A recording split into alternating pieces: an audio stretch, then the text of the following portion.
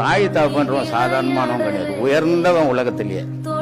அவங்க மேல அன்பு காட்டாத அந்த பிள்ளைங்க, அந்த தாய் தகப்பனை வெறுக்கிற பிள்ளைங்க பூமியில இருக்கிறத விட சாகிறது மேல். ஏன்னா இந்த உலகம்ன்ற ஒரு பொருளை அடையாளம் காட்டினதே தாய் தகப்பன் தான்.